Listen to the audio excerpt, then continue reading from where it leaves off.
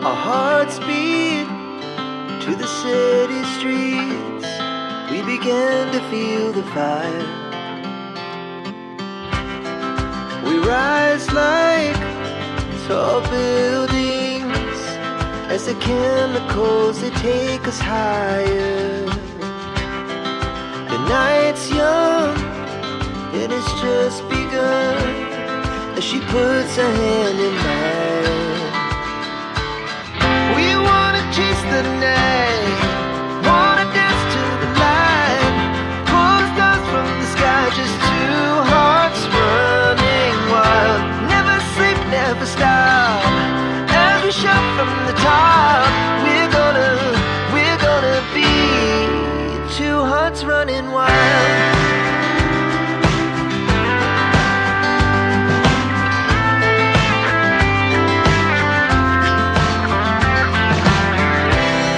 Now the morning is the afternoon.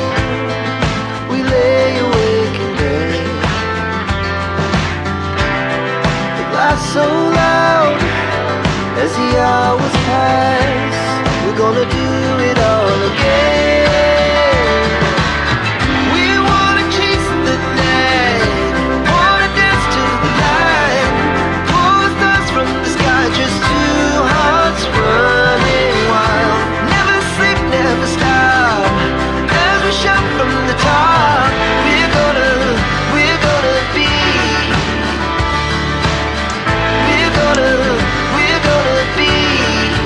two hearts running wild.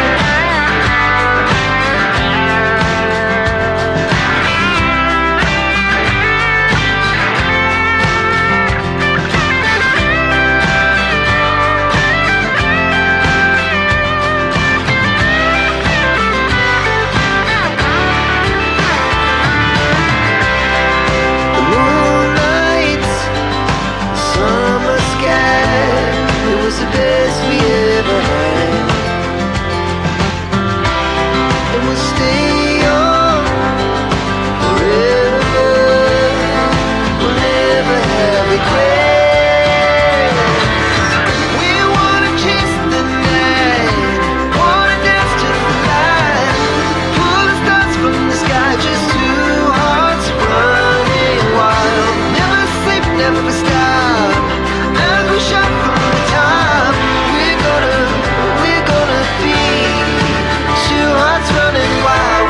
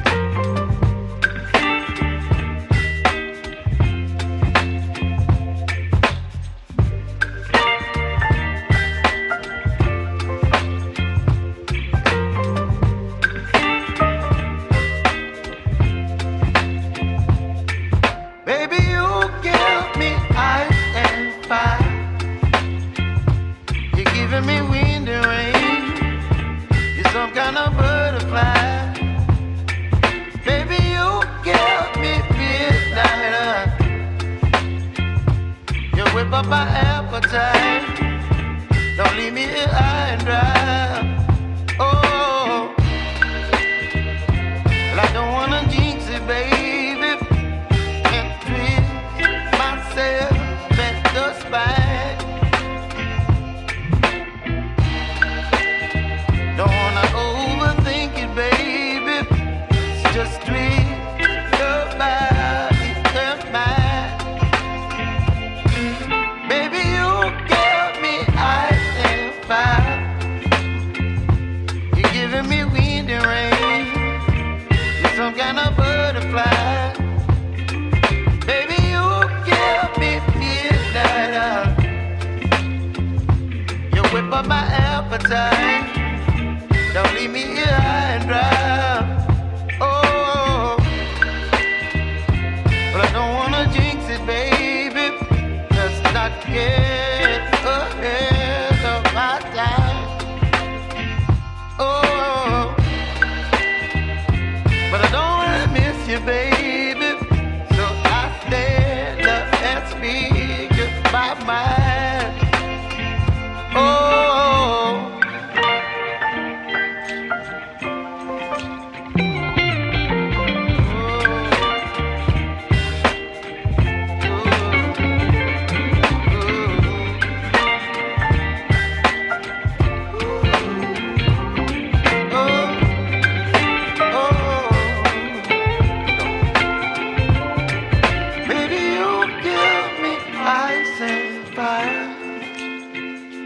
You're chilling wind and rain.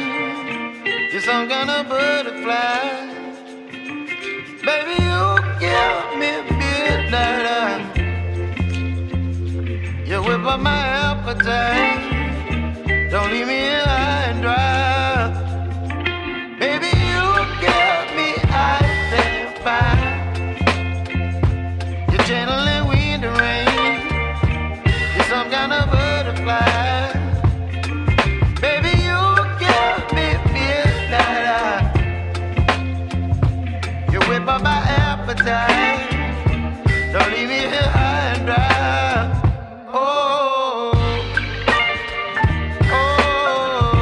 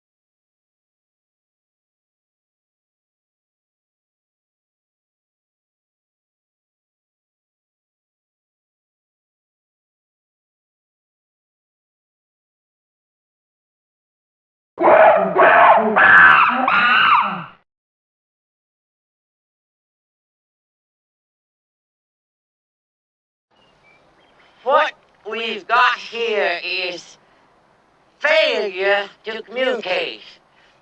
Some men you just can't reach. No bar, no pinball machines, no bowling alleys, just pool, nothing else. Right, welcome everybody, welcome back to VP4TV. Hopefully I'm coming through loud and clear. Welcome to Coldest Pillow, Dwight, and anybody else that's out there. You could say hello if you're on Twitch, on YouTube. Somebody might at some point watch it on my Facebook VP4TV channel, and also on Kick. Now Steve said he's going to be here, so if you just give me a minute, I'll just tab out.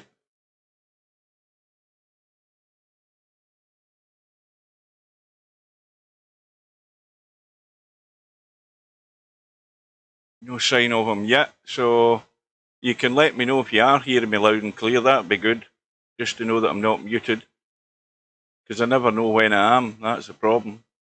Let me just check XSplit Gamecaster.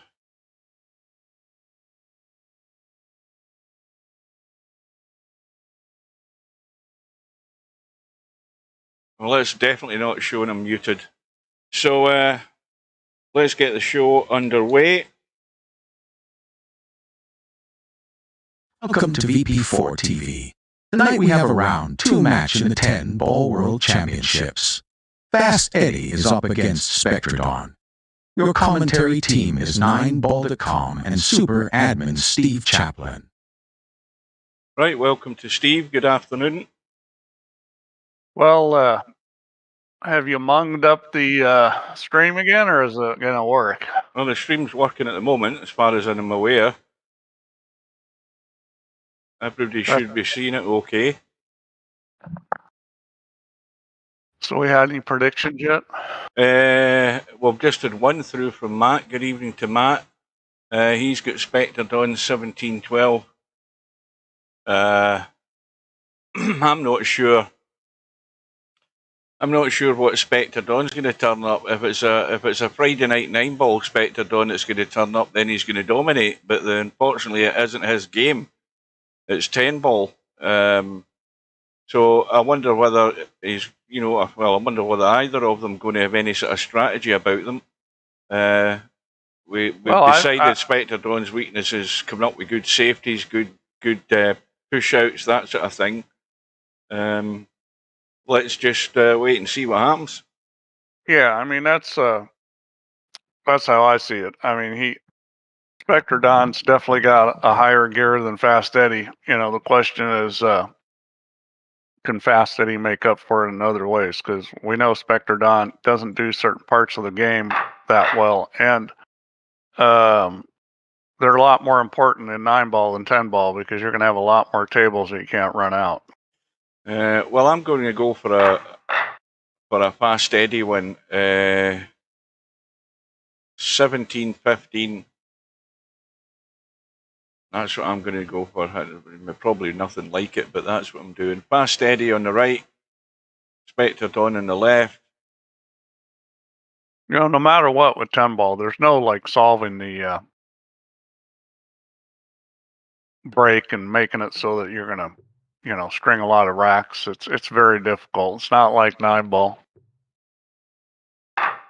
No, it's like Fast Eddie's got the break. I never saw that end. Welcome to Albie. Albie says 17-11 to Spectredawn. So everybody's going for Spectredawn here. He's got 3 for him at the moment.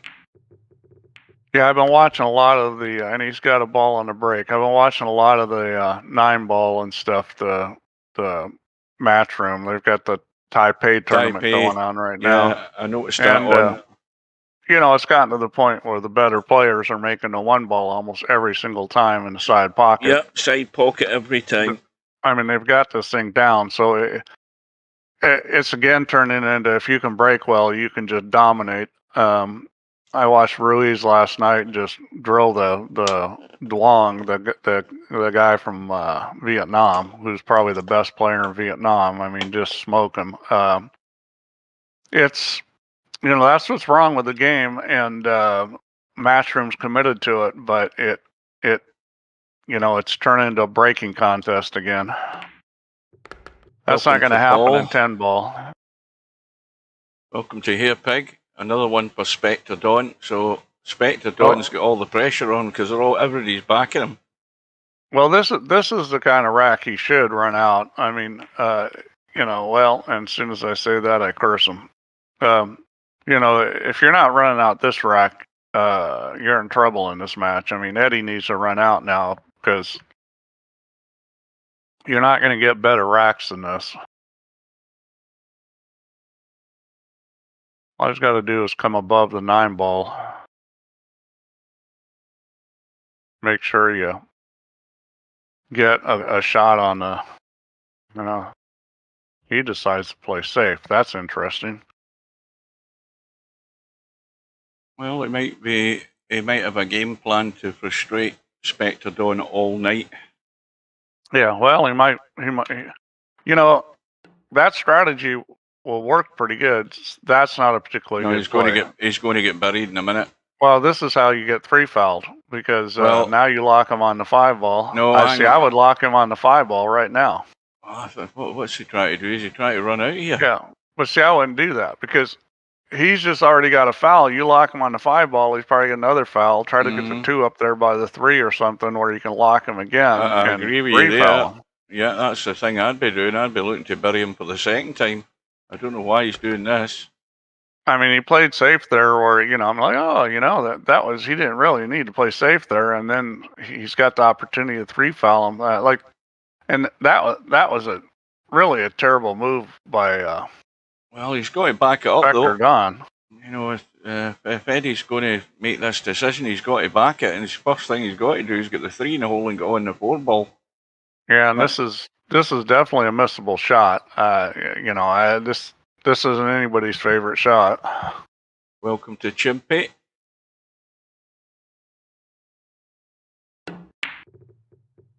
There we go. He got to the 4. So we've seen both players make some pretty bad mistakes right off the bat. Might be first game nerves.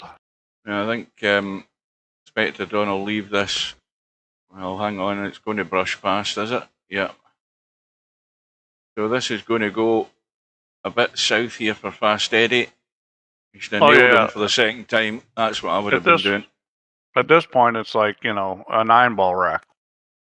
All the balls are open and, and this is what Spectredawn does good. So he's going to cruise when he gets these kind of racks.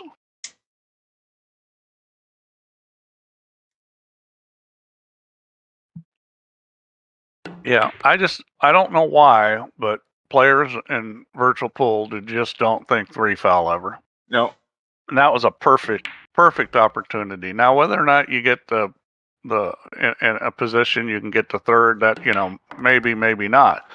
Well, the main thing is you were still in control of the table, weren't you? Yeah. Well, you might get the 2nd foul, and then you got to decide whether you want to try to get the 3 foul or not. You send the 2 ball up table, makes it easier to play to the 3. Instead of what he ended up with, which was, it ended up a backfire for Fast Eddie.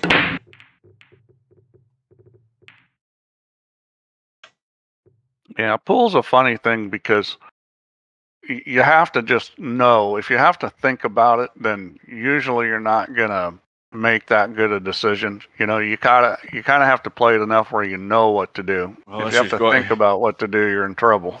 Got to get across and into that gap. It's a narrow window. And he didn't get the first part of it, though. Yeah. Wow. Well, I don't know that Spectredawn can he run forward and avoid that 8 ball. The angle the cue ball wants to go, it wants to sort of go in the line towards the 8 ball. Oh, I think he'll just play into the gap. He's going to go. No, he's just going to go in the middle of the table there, just like that. He's hit it soft. So he's in the zone that he wanted to be in. Can he get away from that 10 ball? He's got to get around the back of there or check it up one way. He can go either way. I probably would have gone the other way, but that's good. I mean, either way it worked. I mean, this rack isn't a simple rack, but I mean, Spectredawn moves a cue ball well, so that's how you get out on tough racks, is being able to move the cue ball well. Well, I've got good news and bad news. The good news is that I finish my last shift on Saturday, and the other good news is that I'm then off for a week. I don't go back to a week on Monday. The bad news is that on Monday I'm going to court, and that's me called up for jury duty. Oh boy. So I've got to phone the night before. I don't know why I have to phone the night before. I bet you when you phone up, all it says is, yeah, you have to go to court number, whatever it is, on Monday morning. Well, I used to have to fight the court a lot when I lived in California, because they were always, if you were registered to vote and you voted all the time, they'd ping you a lot more. And why is that? Just because you're voting? It's just, if you're registered and voting, yeah, I mean, it's part of it. I mean, they're supposed to go by the DMV registrations. They do that too, but... That 7 kicks in, by the way. I don't know whether they can get behind it, no. But they would, people would have all these excuses for jury duty. They started really cracking down on it, and then they said they're going to start fining people. Well, I always at least, went over there and told them, hey, I can't do it. I mean, I just can't do it. I can't be on a jury. I'm, small company. I'm working my ass off. And, if you're in a big company, it doesn't matter because they pay you. So I would always have to spend time to do it. I knew people that would just throw their jury summons away. They never got fined. Even though they changed the rule and they said they're going to fine everybody, they never did it. So the moral of the story is, in California, the same people got jury duty all the time. Well, as far as I know, over here it's compulsory, unless you've got a genuine excuse. You're criminally insane. Well, it is here too. You're in prison, or you get some serious illness. I mean, I'd sooner have a couple of days off in bed sick than go to this carry on Monday. I got a summons from the federal court, and that's like, could be a 2-month trial. I can't take 2 months off of working. I don't know what the deal is. I just know that I probably did a dumb thing. I swapped my week off. I delayed my week off. I should have been off this week. I delayed it. Oh boy. So I decided to do that rather than mess about, going one day and then getting told, you've got to come in tomorrow and this kind of crap, and that just messes your job around. So I've took the week off and I'm going on Monday. I hope I don't get picked. Now it's 2-0. Is it a civil or a criminal case? I haven't the foggiest idea. It just says you have to go. It doesn't tell you what it is. Well, a lot of times you can tell by what court you're going to, because some courts only handle civil and some only do criminal. Well, put it this way, I'm going to the town sheriff court. There only is one court in our town, and that's the main one. Oh, well, they may do both there. Because the thing is if you get in a civil trial, those are usually settled. 80% plus of them are settled before they ever go to trial. Yeah, so well, I hope something you get like out that of happens. them usually. Yeah. If it's a criminal trial, then that could be a lot more time. Well, if the procedure, I mean, how you get notified is different, obviously, because of modern technology. Because it was at least 30 years ago when I was called up, and I remember sitting in the jury box, and the lawyer for the guy that was accused looked us over, and they decided to pick who they wanted. And luckily, I didn't get picked, so I was probably ugly enough or hateful looking enough that they said they didn't want me, so I went home. So I hope the same thing happens Monday. So Spectredawn's got a comfortable start. Well, in this country, it doesn't take much to convince people you're racist, so you can get out of it that way. Yeah, I suppose if you turn up, as a black guy that's up in court and you've got the Klan outfit on, I don't think you'll get picked for the jury. That's all I would think. So, well, you the know, 8 and 10 ball. Eddie's in trouble here. He gets on this 3 ball, and that's probably good enough. Well, he's going to get a bump in the 8. He's going to get a bump on the 8, but the problem is getting on the 5. Now, the smart thing is to play for the 5-6.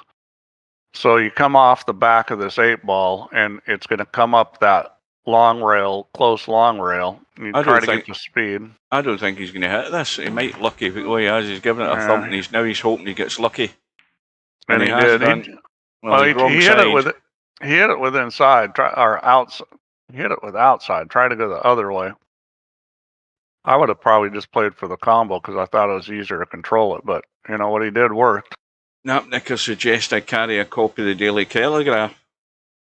I haven't bought a newspaper in goodness knows how long. You reckon that would mean that I would be not picked? It might be worth a try. Depends on the trial. Well, Spectredawn's in trouble. Got to call the 6 into the corner. I don't know whether he's got the angle to do that, though, has he? I think that's it's worth buying one of those Make America Great hats. That might get you out of it. Oh, not a bad attempt. Welcome to Mr. Deanster.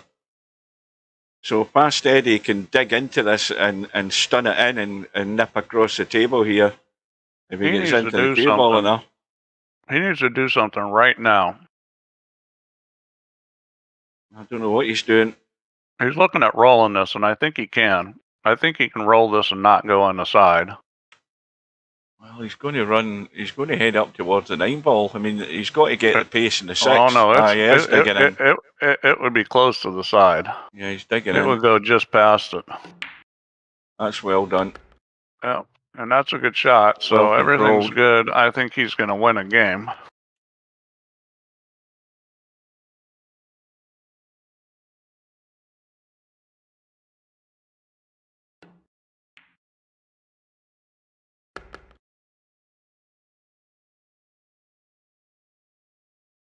So come back the way would be the right move.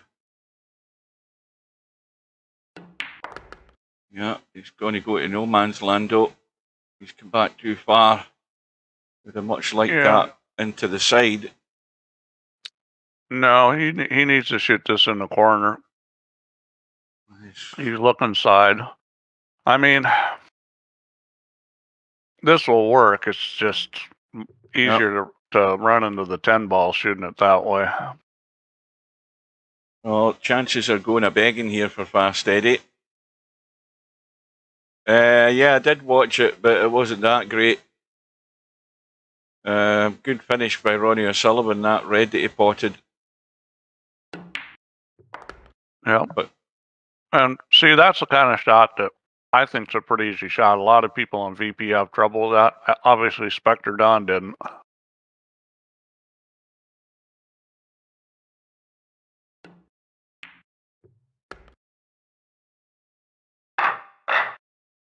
Well, it's been a comfortable start. Too comfortable a start for Spectredawn as far as Eddie's concerned. I think the mistake I see people make on VP on that 9 ball shot Spectredawn made is you're hitting that shot with English. You got to get real thick on it because it's going to throw a fair amount.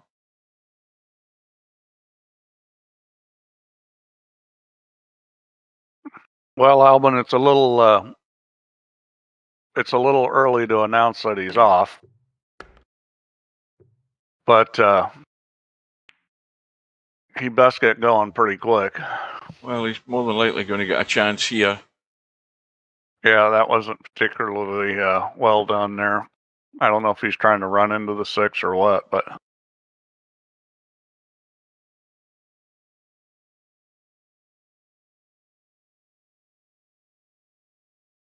this cue ball could scratch top left if it was off the right side of that too. He's hit it full. and it's going to sneak out. So here's a genuine opportunity to get out, although he's Four going to balls have an issue. he's going to have an issue getting to that. Now there wouldn't be any I harm think- in him cutting the 3 and running up and bumping the 9 to hold for the 4. And then he would Yeah, have well, the he 5, just- the 5 he problem just- as well. He needs to run up and he needs to have a little bit of angle on the 4 so he can come across the table for the 5. So this is actually not that difficult to do. I think, the tricky part is not having too much angle. Well, he just kind of blasted that. The old, And he's gonna get lucky. The old only hit and problem hope. is he's gonna have to slide across. Yeah, he's got enough room to get across for the 5. I don't know where he's going with this. He needs to be drawing this a little. Stubbs arrived in the That stream. looks- you just got to get by the 9, and that was well done. Well, Stubb is here. No. So, yeah, I didn't like the What way. we've got here is failure to communicate. Some men you just can't reach. That's what I'm talking about, Stubb. I didn't like the way he played that 3 to 4, but he got away with it. Well, this is definitely going to go in the board. Yeah, and he desperately needed this. Welcome to his ad.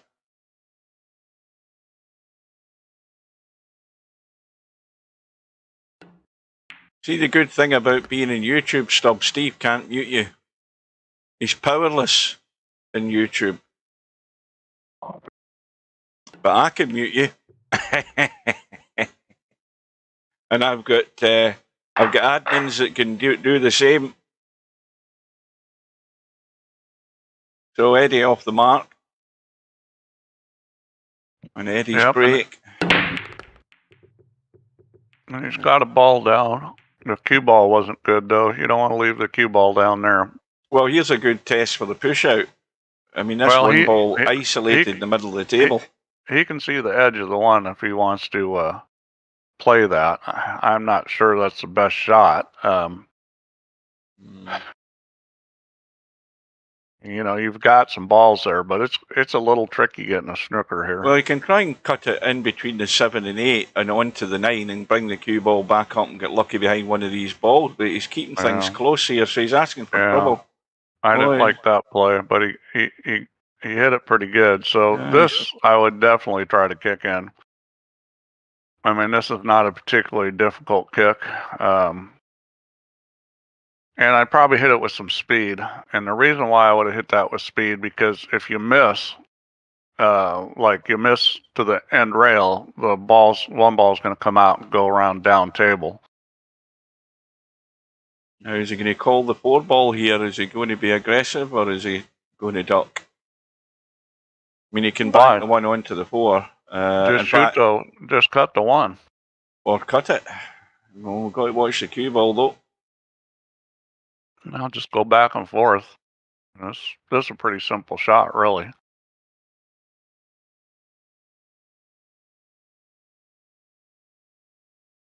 I mean, this is a shot. I'd hit this with a touch inside just to avoid this. Watch the commentator's eye, Steve. Told you. Not knowing how to execute. Never doubt me. He needed to hit that with a touch inside. Instead, he hit it with a touch outside. And that's just, all you want to do on that shot is make sure that you're going back and forth and it's not going in a side pocket. The old commentator's eye was twitching there when he was lining up for that. And again, you mark it down as another chance gone for Eddie. Yeah, and that's a rack he should have run out.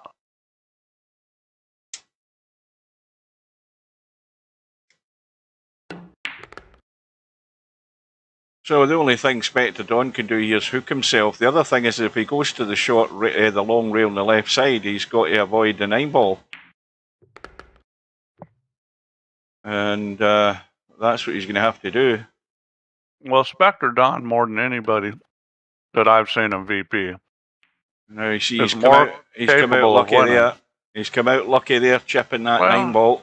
You don't know that he didn't play the rub. Yeah, well, he did. He couldn't avoid it, I don't think, but he didn't. I don't think he expected to land as good in the 8-ball, but he's got away with it. Welcome to Rabi. He's got the game to win these world championships if he can learn how to move better. He just basic things, how to push out, how to play safe. If he learns those things, he's going to be a real danger in these tournaments because he runs out very well, and he does it with very good cue ball control. Well, we've had a couple instances here where Eddie so far hasn't been able to get the job done on 2 racks that should have been his. He doesn't want that pattern to continue for the rest of the night because it won't last long. Spectredawn, try again. Yeah, he's had plenty of chances. He's just not getting it done.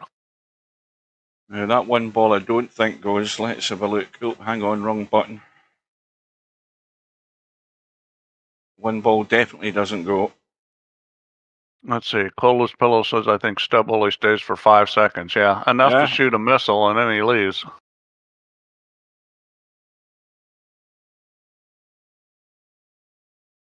Yeah, I think he's got a very short attention span whenever he's watching other people play. Is Steve playing on Saturday? Well, actually, no, I am not playing on Saturday because I got stuff going on. So I need to get another guy on my team. I haven't seen this Maisie Dizzle. He's not online that often. I haven't seen him yet, and I haven't checked my team today to whether he's actually acknowledged the invite yet. He got the message through, and he had the same problem the other guys had. Who was it that had the same problem? Tam had the same problem where he couldn't see where he could acknowledge it when he got to the main page. And I've forgotten what you're meant to do. Do you click to sign up again, or is there a button there that says accept? Well, right now, I'm the only one that's got a team signed up. Nobody else has a team signed up. We got 1 team signed up so far. So right now, it's looking like it's not going to go. Well, I've got a team. Maisie Dizzle isn't going to be in it for the first week if it does go ahead. I'm just waiting to see if he gets his... I mean, he might be another one of these guys who hasn't getting his messages forwarded. You can add people. You can add people anytime, Hugh. Yeah, but the problem with that, Steve, is that there isn't enough bodies waiting to be offered invites to teams. There's just not enough people signed up as players. I understand that, but you haven't signed your team up, and you have enough people to sign your team up. Oh, I can do that anytime, yeah. I won't forget. Meanwhile, Fast Eddie's running around the houses using the stub technique. He's going to be pretty good on the 5. He should just come back off it, leave the straight 6 into the corner, straight through for the 7. Doesn't want to do anything with the cue ball other than stop it. I need one of you guys on my team. Somebody needs to tell me they want to be on my team because. Oh dear. I got to get more guys. Oh dear. It's going to be one of them nights, Eddie. That's another rack going south. It's a sloppy start from Fast Eddie if he's going to make a match out of this.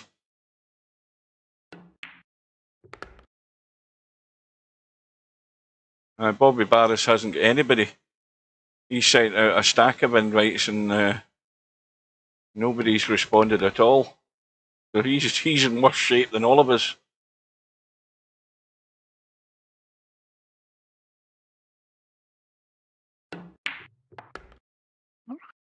Yeah, well, I think we're all missing more than one player. Missing one player to sign up, but we're going to have to get, I think you got to have at least 5 players on your team just because people can't always play. Well, that's the problem I've got, because Bill has signed up and he's already said he might be able to do alternate weeks, and which is fine. But I don't have enough bodies to be swapping bodies, if you know what I mean. I certainly don't want to be playing every week. Well, I can't play every week. So 5-1 is not a good start. It's a great start for Spectredawn under no pressure. I think this league is a rip. I don't know what that means. Is that some UK term? I don't know whether he means rest in peace, dead. Oh, maybe that's what. Maybe that's what he means. Well, anyhow, what's going on here? So it's now 5-1. So Eddie's got a ball down. He's got a good rack. Yeah, he's got to get into the cue ball here, and I don't know that the angle is decent enough. Oh boy, He didn't get into it enough though. Well, you can try to bump the 3 here. That's not a bad way to play it. Or you're going to have to really spin this up with a lot of left English. Yeah, he's going to try to bump the 3. He'll take that. Well, this is where, you know, this is a pretty easy safety. So you play this, or you come off the 2 with a little left English, go 2 rails behind a 6, but you got to hit the ball. He's got the 10. He almost got there. He's got the 10. So that was actually, you know, pretty good because he made the good choice. Was he looking for a gap to get to that 2 ball? There's hope for him yet. Good luck with this shot. Yeah, well, and it's going to be 6-1 probably. This is a pretty good looking table here for Spectredawn. This is the beginnings of a nightmare, this, for Fast Eddie. And it all really went downhill when he didn't play the right shot in the first rack. Well, I mean, he's... should have buried him when he had the chance. Stick him in 2 fouls. He's done a lot of stuff wrong, but yeah, that was the first thing. Well, this is just let it drift out into the gap. I don't think you need to do anything elaborate here. Just pot the 4, let the cue ball run out into the gap between 9 and 7. That's the way to do it. Now, what's he doing? Running forward, or is he just... No, you just drag off this if you want. Yeah.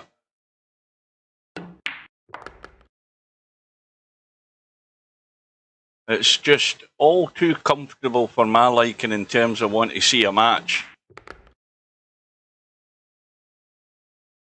He's not got Spectredawn breaking any sweat at all. Spectredawn's just in the motion now, the mode now where he's waiting past Eddie making the mistake, and it's happening far too often.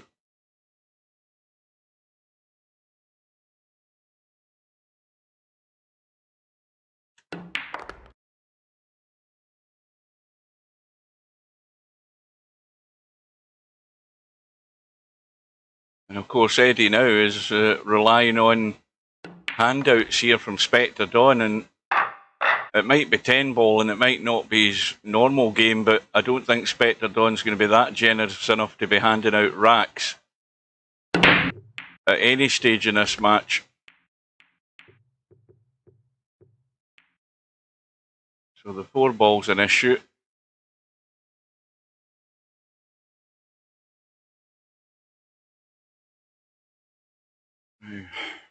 Well, 1 ball not is gone. Really. The carom's real easy on the 9. Well, as long as you're sort of right in the middle of them, because there's not much room. No, you. There's a huge area that you can be in and make that carom. Yeah, but you've got to be well up the table to be able to shoot it. Yeah, you have to come down past the middle of the table. It's not like it's going. It's not like you can shoot it from anywhere.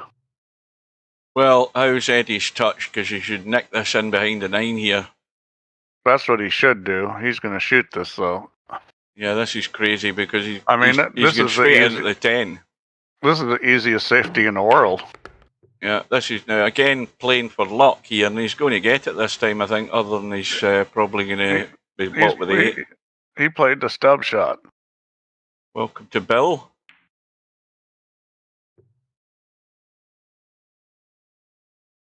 And that is... Now, is this a billiard onto the 8? Has he got room to do it? That was tough to make the 8. He didn't have much of the ball. This is where you should be right on top of the 5 ball. Yeah. No, he's playing a kill shot. I don't know what he's doing. That's just that shot made no sense. All he had to do is roll forward on the 5 ball. No good whatsoever. And the only thing that's saving him here is the fact that he's locked up the 4. I don't know that Spectredawn can really dig into this, and I think he might be able to. You know that? I think he can dig right into this. If you don't hit it too hard, I think you can get to it. It's a lot. You got to put left English on it too. He didn't put any left English on it. See, that shot you have to hit with left English for 2 reasons. One is it allows you to hit the 3 ball thicker, and hitting a 3 ball thicker allows you to pull more angle off of it. And 2, it's going to open up harder once it hits the rail. Yeah, he could. I don't think there's any way you could hit that with straight draw. Now, here's where Spectredawn might be making a mistake here. He's trying to hit this 4 ball, and he should be locking a ball up here. He should be knocking the 7 over to the 6.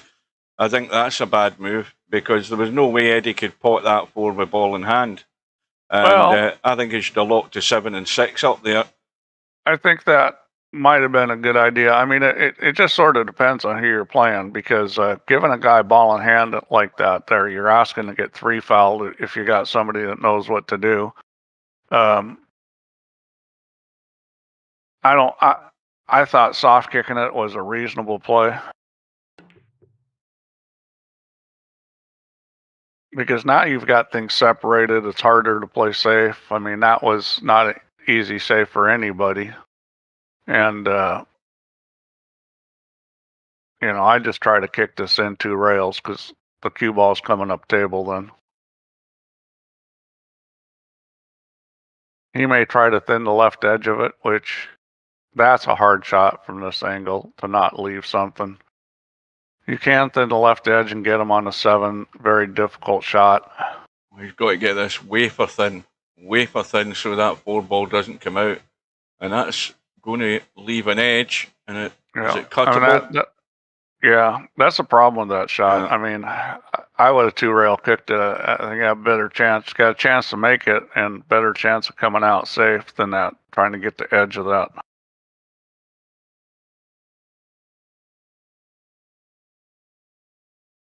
Oh, good. All right, I'm going to invite Chimpy, get another player.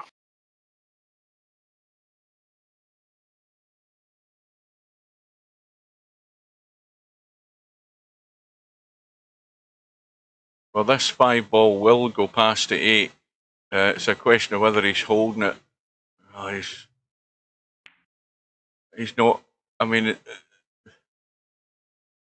he could have played that dead weight, that cut, to keep the cue ball up the table to be able to play the 5, but he's letting it run. And again, he's letting it run and hoping he's going to get some sort of shot. It's never a recipe for success, I'm afraid. All right, I got Chimpy too.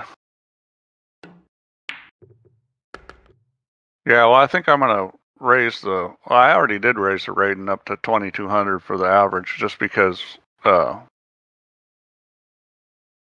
having problems getting players, and I may have to raise a little more. It's like we got lots of guys that listen to these streams that aren't super high averages, but not too many of them signed up. We've got Vertical Liquid, Bankster, Sugar Rush. I'm surprised. Bankster and Sugar Rush really aren't that low. Vertical Liquid's 1848. I'm surprised they didn't play that's the a good 5 number. Straight in there. He played the combo, and again, hoping that the 5 was going to come out and play here.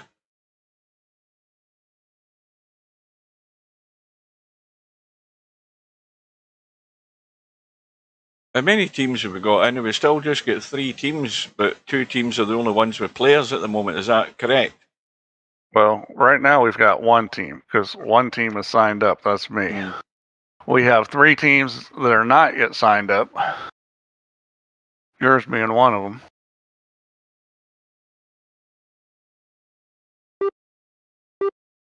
Yeah, if you're on my team, you're going to get to play a lot because I'm not going to be able to play that much. You know, I'll play maybe 1 out of 4. Not a bad shot by Spectredawn.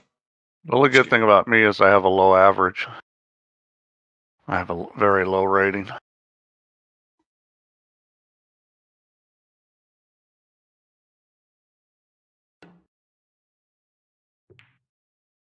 And that's Now, that was a another tough one shot. gone. What he tried, that was really almost not worth trying because that's just such a hard shot to get the speed on that right.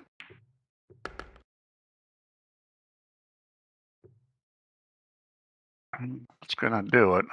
Well, he's Gotta gonna wham have this. to, yeah, he's got to Gotta give wham us a it bit low. of pace. Well, you draw it and you wham it. He didn't wham it. No, That's didn't- interesting. Didn't get into it enough. I'm a little bit surprised that he made that mistake. This ball will cut, but it's not any gimme the way it's sitting off the rail. I think he's going to play safe. Well, the chances are he's going to leave a cut in this 7 like that. Yeah, but You that's, know, at well, distance, he might so- scratch. He might scratch, yep. Yeah, that was kind of a rotten rub on the 9 ball. Eddie, you won't get. I mean, Well, leagues ago, Bill, if we get the team signed up, I mean, right now, we're short teams. See, I don't like this I mean, way we of got doing 4 teams, but they're not signed up. I don't like this way of getting to the 9, by the way. I wouldn't do it this way. You know, use a long rail, nip across, and you've got all that area on the left-hand side. I'm a big believer in going forward, but there's limits. I mean, this is really not really the way I do it. But And this is the reason I don't like doing that, because you end up doing that, and now you're in trouble with a 3-ball gift of a run out, and he's gone about it the wrong way. This could scratch the side as well, this cue ball. No, it's not going to scratch on the side. Could scratch in the corner. I don't think it's going to do that either. I think you just make this. I think the line it'll run on will be good. How many? I mean, the only way to scratch on the side is to miss it. Well, I mean, if there's 4 teams signed up, it would be, I believe, half of what we've got now. It says 21, so it'd be like, I think it would be. Let's see, what would it be? 11 play weeks. everybody once. No, it wouldn't be 11 weeks. It'd be less than that. Because you play how many times do you play each other? It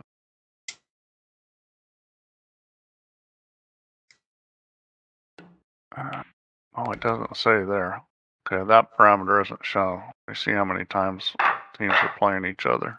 Well, this is now moving into the realms of a bloodbath, like quite a few of the matches have been so far. Fast Eddie's taking a second here. He's just going out to slap himself around the back of the head and waking up here and realise he's in a match. All right, let's see here, Paul. I'm going to answer your question.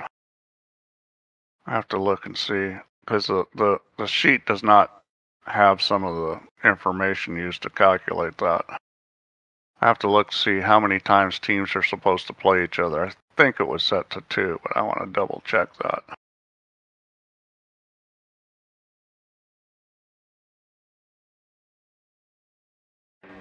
Your assignment tonight is strategic. You can't give the enemy a break. 3. Send them to hell. So, right now, the way it sits, if I don't increase it, it would be 9 weeks plus 2-week playoff. If I increase it by one, then, which I probably would, it would be 12 weeks plus 2-week playoff.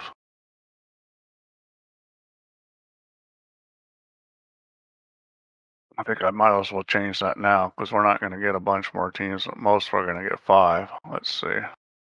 Times team play 4 times. So Right. it's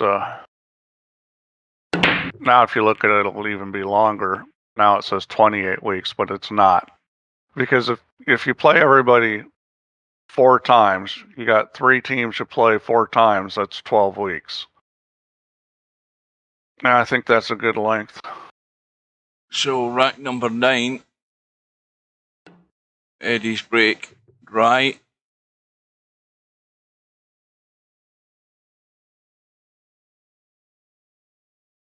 Now I know the shot I'm calling here. I'm calling. Well, I'd probably shoot this. I'd probably bank this You one. bank it up the right. I'd be running up towards the 4 ball. Yeah. I don't know. Biggest problem with that is where the cue ball is going to go for the 2. Going the other way, I think you get easy to get a shot on the 2.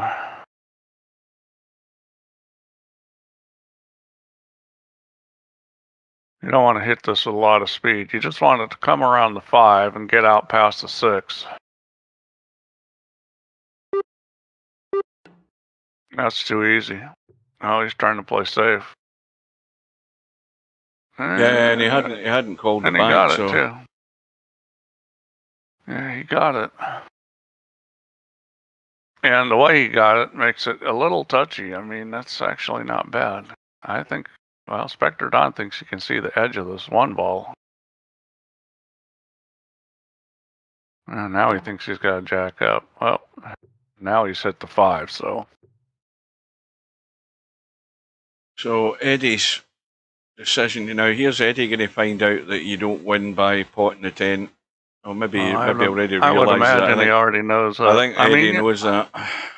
There's been a lot of guys playing 10 ball, which is great. I mean, a lot of guys are playing 10 ball when they're in playing, and so they must have learned it.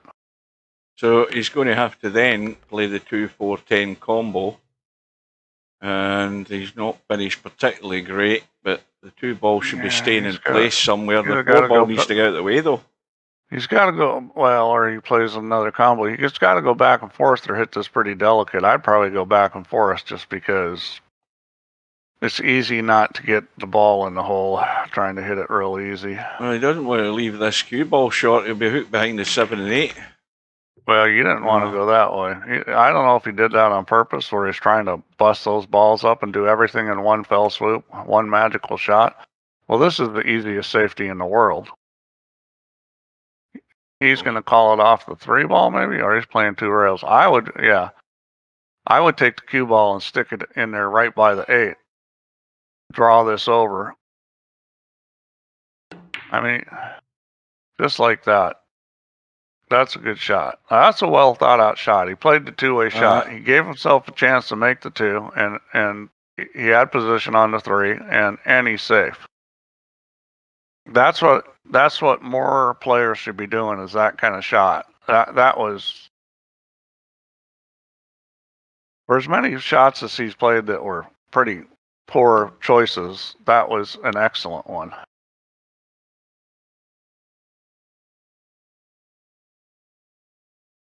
Yeah, Fast Eddie's definitely a contrast. And again, why is he not playing this in the side and then just dropping down for the 3? Why is he not just running it into the side pocket, left-hand side? I mean, if you want to, you can run forward to the long rail and come across and bump the 4 and 8, because I don't know whether the 4 goes.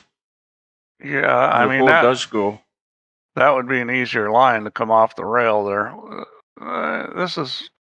See, I don't like this. I don't like this. This is a little too touchy is the problem with it. Just the line the 2 ball goes on has a huge effect on where the cue ball's going and still making the 2 ball.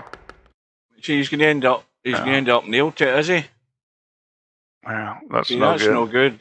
No, again, I don't understand his thinking. I mean, Well, to me, that's what I'm saying. He's a big contrast here. You know- He does one of the smartest shots we've seen the whole tournament, and then he follows it by 4 ball into the that. side. Oh, wait a minute. The top down view goes. 4 ball into the side. Like that. Go forward to the rail. Come down there. Well, how do you know your internet's fine, Paul? I mean, I'll tell you Well, this hang on a right minute. now. Hang on a Just minute. because your browser's working good doesn't mean VP will. Hitting all the wrong buttons. The way browsers are designed, they don't need to be continuously connected. VP4 does. And he's made that, and Yeah. I'd imagine he's playing safe here. He's calling the bank as well. In that case, then he's Yeah, got to get the cue ball out of there for the 5. Yeah, I wouldn't be shooting this bank. I would just be shooting this and playing safe. Hit the 4 ball so it runs into the 6 or comes up short, or you could draw back on the 9. You could even just stop it there. There's a lot of things you could do. Now you can hit Control C again to get rid of the call shot. Don't be giving out all the secrets, Hugh. You hit Control C, and then when you change your mind, you hit Control C again to get rid of it. You're not backed into a corner thinking that once you've called the ball in the pocket that you have to play it. You can bail out on it. Well, I'm thinking here, Pig, that he might have thought of something different, At the end of the day, look what he's done. He called that 4 into the corner. What the hell's he going to do where he's left the cue ball? You see what I mean?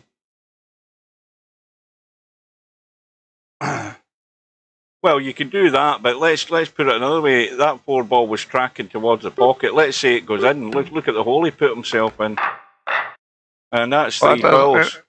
It really doesn't matter, because if it goes in, he's getting it back anyways. Well, more than likely, yeah. Yeah, whether or not he called it or not, it's just a waste of time. You're spending effort to call it when it doesn't matter, because you're not going to try to make the ball. So 7-2, he's at least got a second rack in the board. And that's dry as well. I think Spectredawn's had at least 3 dry breaks. Yeah, he has not. His break is not working at all, and that's going to cost him later if he doesn't get that figured out. Well, I know what I'm doing here again. I'm ducking up towards the 6, the 10 and the 4. I'm looking for a line behind that 9 ball. That's what I'm doing. I'd be unlucky not to get cover. Yeah, I mean, this is a pretty good situation for playing safe. I mean, if you hit it a bit, if you put a bit of right spin on it, just a feather to make sure you are missing the 9, then the worst that can happen is you get in the gap between the 2 and the 6, and you still finish over by the 10 and the 4. Yeah, so that's just unwise. Yeah. There's not a strategy there, Eddie. I'm afraid it's a bit too one-dimensional here for my liking. This sort of go all out and try and win by going for everything. It ain't the way to go about it. Well, you've got to get back in the match first before you start doing that. This game's good for the VP population because some guys are going to figure out they need to learn how to move and stuff. This is much more important than a 9 ball. The biggest problem is that this just increases Albin's advantage. This kind of game, because it takes a lot of the luck out of it. You got to be able to move, and I mean I think Albin's a big favorite to win this thing. Now, this 3 ball, how's this 3 ball coming off the 4? Is it going to stay there, or is it if he gets it, if he gets it slightly wrong, he could end up with the 3 on top of the 10. Yeah, or behind it, or all kinds of bad shit can happen here. But it is what it is. I think he's probably going to draw this. Going forward's tough. He's going to draw this, and you just gotta. Well, it's finished good. Got the right hit in the 10. Well, he hit on the left side of the 4, which is what you needed to do, because if you hit on the right side, it could come out ugly. So, 6 ball goes. It's not a problem. It goes past the 10. It's got half a pocket. Oh yeah, he's going to run out here.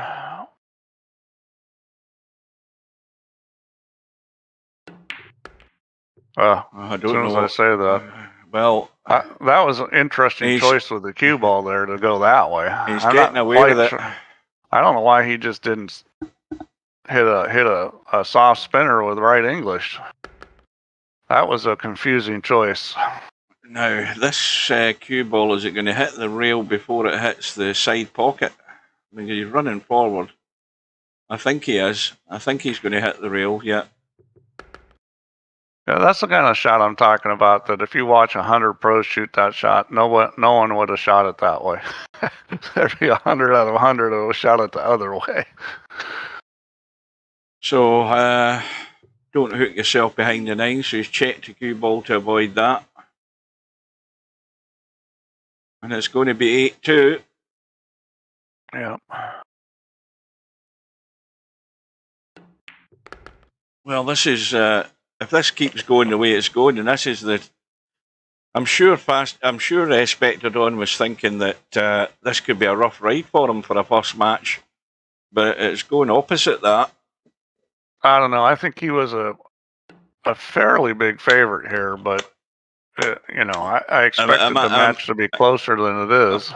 I'm surely not expecting too much out of Fast Eddie to expect a better standard than what we've seen, and especially shot choices. That's been sorely lacking.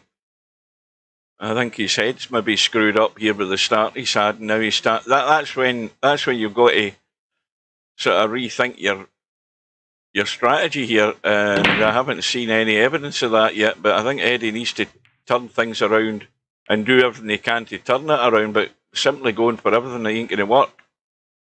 You've got to mess with Spectredawn, mess him up a bit. Getting down and dirty one way or another might be a way of trying to get back into it, but certainly all-out attack, it ain't working. Yeah, you guys ought to watch. He's going to play this off the 5, I think.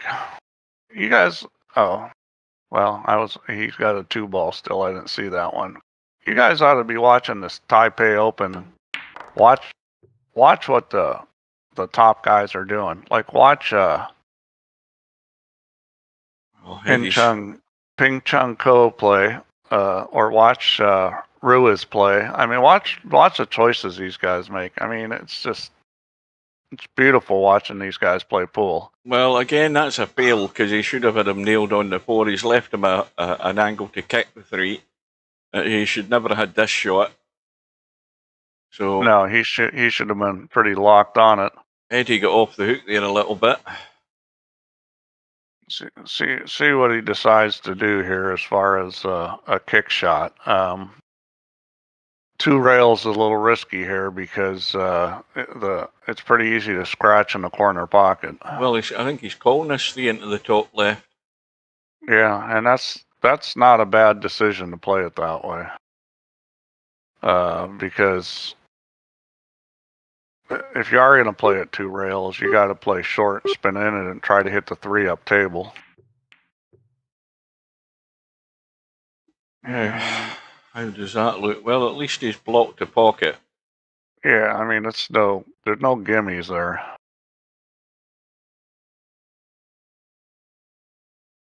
There's some safety plays here. I don't know. I mean, it's not that difficult to thin off the left side of the 3 and get behind the 10. It's all touch. I mean, it's difficult for me because I can't control my speed, but that'll do it. It wouldn't be difficult for Albin. Well, the one thing's for certain is he's not getting away with an easy run out, because he's going to have to have some great position in this 4-ball where he can cut it in and run a couple of rails, avoid the 9 and try and get a bump. I ain't going to do it from there though.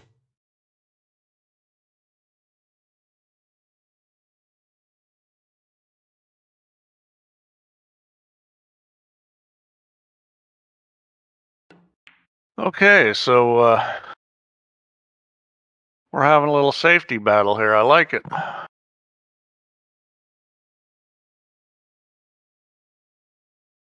Sorry, Paul. I was momentarily distracted. I couldn't tell. But yeah, where that 5 ball it is, you definitely could play balls off it.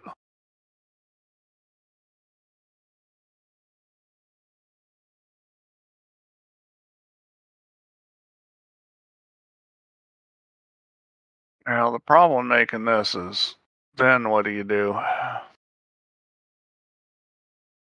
There's a good chance you're hooked on 7. I wouldn't be trying to make this 4 ball.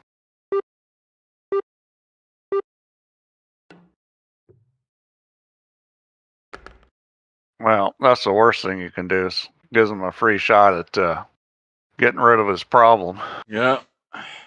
Now this could. Spectredawn's got to be careful he doesn't catch this 5 ball left side. If he does, he's heading south. No. You don't want to catch the 5 ball at all, really. You wanted to catch the 8 ball. Well, it's going to take a good pot if he's trying to run out here. Yeah, you wanted to leave the 5, down there. It would have been better to catch the 8 ball even on the far side of it. This is this is a shot you don't want.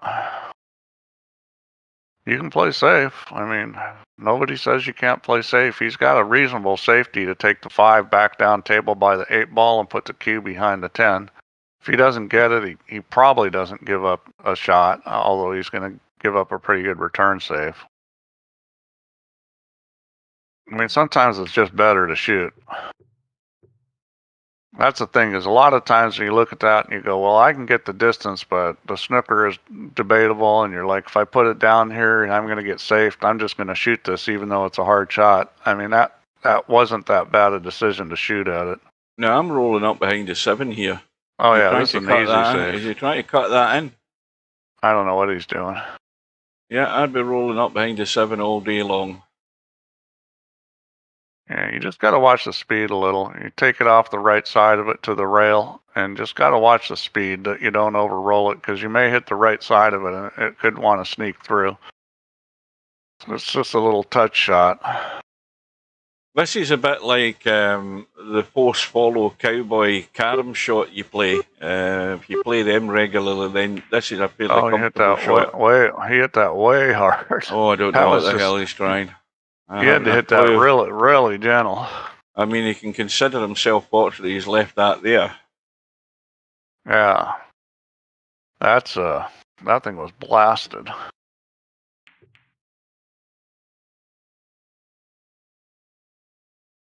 Well, let's see what he decides to do here.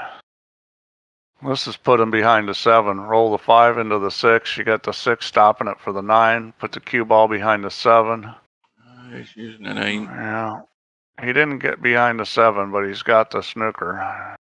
Well, it's an easy kick, but the problem is yeah, but it's not an easy.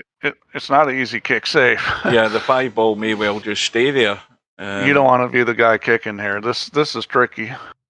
Well, what you have to do is he did it. Yeah, what you had to do was come off the edge of it. Even if you got a little more of it, you were still going to be okay. Yeah, that's what you had to do is hit the edge, because you were going to potentially get safe but not give up anything great if you just got that outside edge of the 5. That was kind of the best outcome what he got.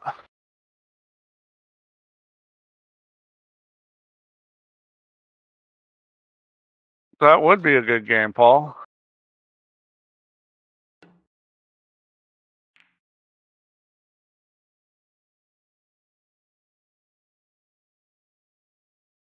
My buckwheat honey just showed up.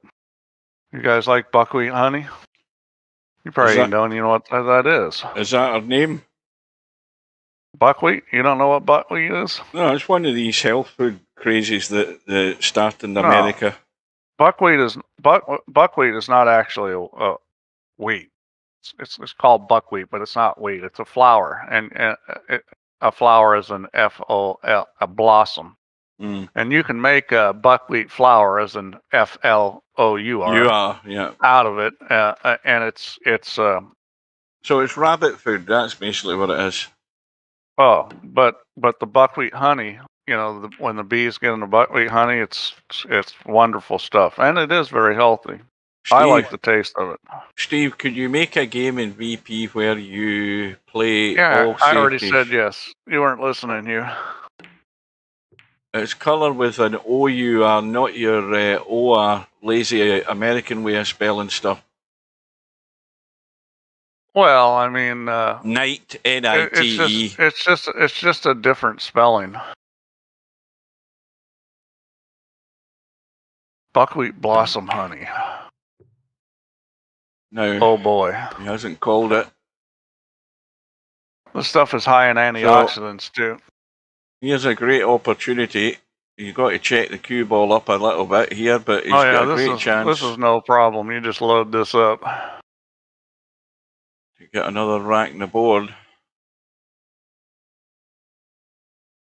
This should be no problem to hold this.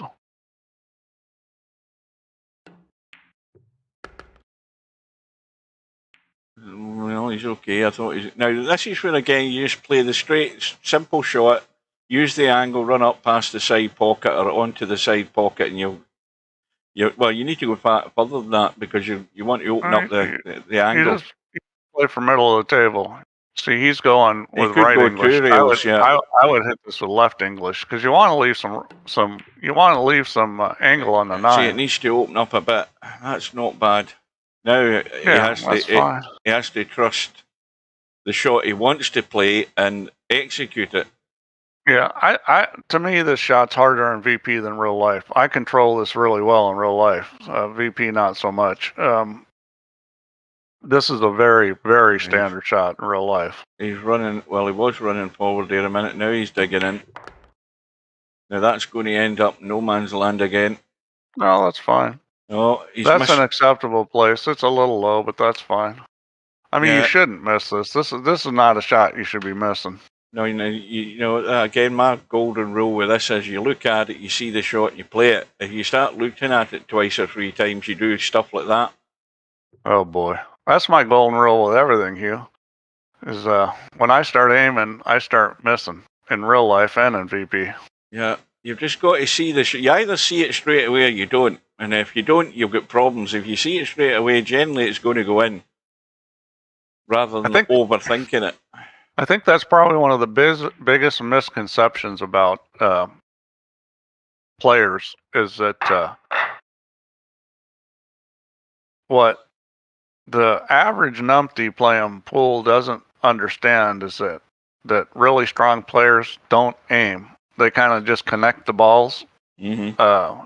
They'll look at their Q-tip, they'll look at the cue ball, they'll look at the object ball, they'll look at the pocket, they'll see this stuff, and they connect them together. They don't aim.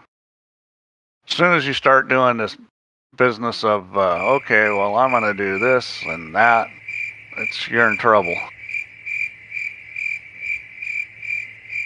What's with the crickets? Why do we have crickets going? Because we're waiting on Spectredawn coming back. That's irritating. But yeah, I mean, VP, you can really do the same thing, although you don't have to really aim balls. And the reason why I say this is that the process of compensating for deflection and throw and all that, it's way too complicated to try to work into any kind of aiming. So it becomes more of a connecting masses together and knowing that it's right. And in real life, I actually move my tip through the ball a lot, and that's one of the ways that I pocket balls. And you can't do that in VP, but you can still do the connecting without so much feeling like you're aiming. It's kind of like any of you guys shooters. If you shoot, the difference between like shooting a rifle and shooting a shotgun. No, we're normal human beings, Steve. We don't all have guns lying around. Like if you shoot a shotgun like you're shooting trap or skeet, you don't really aim. You know, No, if you're shooting a rifle, you aim it. Yeah, if you're shooting a shotgun, you're just aiming the spread in the general direction that the trap's is going to run into. The spread's not that big, but it's still playing pool is more like that. You know, it's complicated enough that you start like aiming. It's hard. I think the really important thing is that you can see where your tip's going, and that you don't have to do in VP so much. I mean, you do need to see where it's going, but it's always going straight. Now, Eddie could be brave. This is touchy trying to make this. I think you got to twist this a little. Well, he's got far too much to make. I've looked behind it, and it's a lot more than I thought it was. He's trying to play safe. That's a hard safety, and that's pretty well done. That'll work, I think. He didn't get there. I'll tell you what, that was a tricky safety, and he played it pretty well. I've tried playing that safety enough times that I don't do it anymore. It's such a hard save. I'll tell you what, that safety is a good way to lose money. It's just so hard.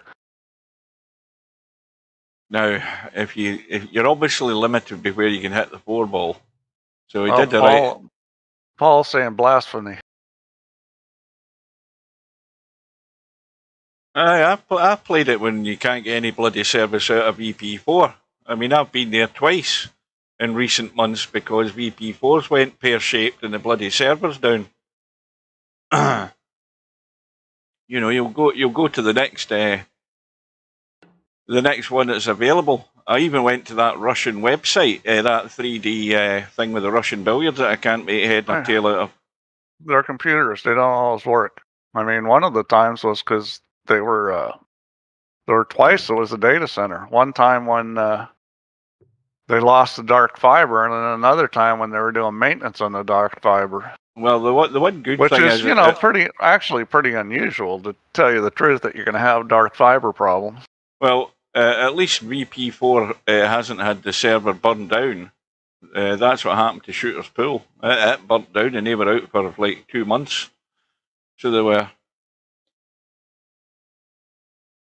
So Fast Eddie going again all out for the pot. And the way he's played it's not too bad as far as leaving things reasonably safe. If my server burned up, I'd be up within a day. Well, I'm telling you, they were at least 6 weeks. Well, I don't know why. Yeah. I'd be up almost right away. I mean, it'd take me a day to get a new server running, probably. There's actually quite a bit that has to be done to get everything on the server and get it set up right. It's just... But probably a day. A long 12-hour shift. Yeah, I mean, I've done it enough times that I've changed servers a couple times. I've upgraded, done major upgrades of operating system a couple times, and it's a bitch because I'm not a system admin, and I've been doing it myself, and a real system admin would do it way faster because they do it all the time. They've got all these scripts they use the system, and it's like what takes me 12 hours would take them 3 or 4. Well, he's not called the bank. I'm not sure what he's doing here. He's probably playing safe. I mean, and you would think Eddie needs to come out and top in this safety exchange here. I think he's leaving that was a pretty good idea because he's okay as far as not leaving a pot. He had 3 balls for cover there, so I mean he didn't get it, and that's a do nothing. Yeah. That's kind of typical Spectredawn. That's a do nothing. Asking for just lock me up. He's stuck in the 9 here. He's got to be stuck in the 9. Well, you've got to go to the rail and just bump into the back of it. This is where Spectredawn is just really weak. But hang on a minute. This 4-ball pot's, by the way. Yeah, I wouldn't pot this. I'd be locking this up on the 9 every time. He's hit Oh, it that's too a hard terrible again. shot. He's hit it. No, I mean, no. He wanted to hit the ball full, Yeah. like so it's headed down towards the pocket and just Yeah. roll up behind the 9. Yeah. He didn't want to try to thin the edge. Maybe he was afraid he was going to make the ball, but I mean, That's another. you had a little leeway. You could have tweaked it one way or another and done something to not make the ball.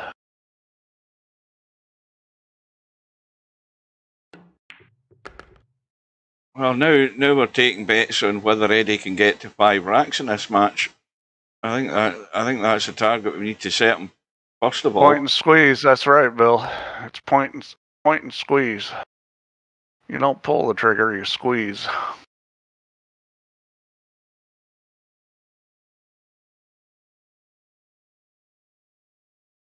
You guys over there, you don't have good stuff like guns. No. You know, that's something that you've still got lunatics that will have a gun one way or another, but no, it's not a sort of normal way of life for most sane human beings to have guns lying about. AK-48. No. I don't have any assault rifles. I'm really not that much into gun. I got one gun for home protection. It's a 357 Magnum. There you go. Blow your head clean off.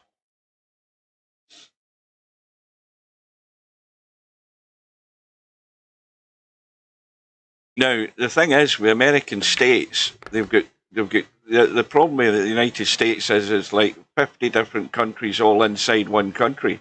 They've all got that many different bloody rules and guns. You can't have the gun. If you have a gun, you have to keep it in or there's rules for having it kept in the glove compartment and not taking it out and all that crap. So you go from one state to another, they've all got different gun rules. They've tried to, but the thing is that's more regulated by the federal government. They've tried to make rules, and some of them are, the biggest thing that's been done in the state level has been for carry permits. Oh. A lot of states allow you to carry now, and that's a state level thing. But well, most people in the UK don't have guns, but I've got a big sort of, I would say maybe a 10-inch butcher knife that I know where it's sitting, and anybody that broke into my house who wouldn't know where it's sitting would soon find out that I do know where it's sitting. And there's handy things you can do with a baseball bat as well if you have one of them lying about. Well, I don't really need a gun where I live now, but where I lived in Los Angeles, that was another story. Well, is he calling the 410 combo? Yeah.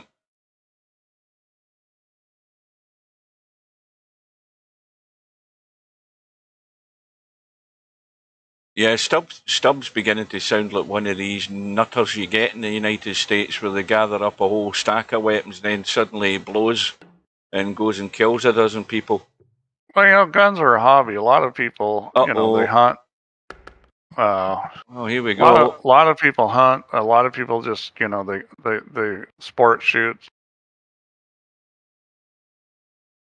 I mean, where I live, not right here, but out in more rural Georgia. I mean, hunting's a huge thing.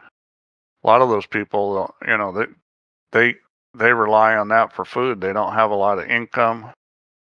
Yeah, see, I've got no problem with that. Hunting. But I mean, that's something more like the Inuit would do. Up in the far north. I mean, they hunt. They've got a legal permit to hunt X amount of whale meat for the winter and that sort of thing. No problem with that. It's these nutcases with guns that just go out shooting bears for the hell of it for a prize. We don't have a ton of that. I mean, there's some of that. Yeah, it's just a nasty habit the United States have had with their bloody constitution bullshit and having to have guns, right to defend yourself and all that crap. It's just a nasty habit that they've paid the price for, as you've seen over the decades. if you have them that readily available, you're going to get lunatics getting a hold of them and doing silly stuff. And you would, I mean, there barely a day goes by where there isn't some sort of mass shooting of 4 or 5 people. Right, well, Eddie, it's sayonara, I'm afraid, because I don't think he's been able to run a rat yet. And that's the best opportunity he had there.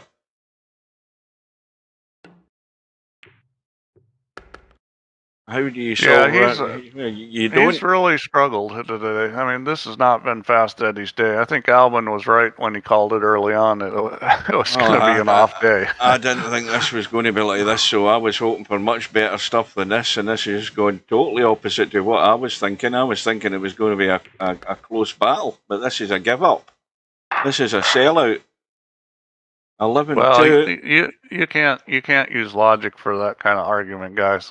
There's 2 things that are tug-of-war issues in this country. And it's abortion and guns. They're both tug-of-war issues. It has nothing to do with logic. Yeah, any of the arguments that you hear have logic has nothing to do with it. Vote winners, that's what it is. God help the politician, and more importantly, the president ever says, right, we're getting rid of them altogether. Well, he'd be actually assassinated for saying that.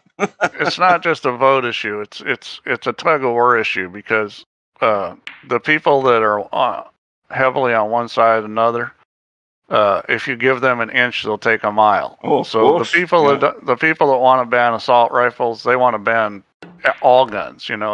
So that's just the first step. So the NRA is going to fight that, and it's the same thing with abortion law. If you give the other side an inch, they're going to try to take a mile. So nobody wants to give anything, whether it makes sense or not. I think we're just marking time here until this match is over. I mean, NRA is corrupt. Well, Larry, you can say that about a lot of organizations. Yep, I would agree with that. I mean, not just in the USA. Let me tell you what, I've personally sat down with the head of the Teamster Union and head of the dock workers and stuff, and you wouldn't believe what those guys are like. I mean, I'm not saying unions are bad, but just the people running organizations, it's not what you think. They're just like they're mini fiefdom. So 12-2 to Spectredawn, and everybody was favouring Spectredawn, I'll grant you that, but nobody thought it was going to be this sort of bloodbath.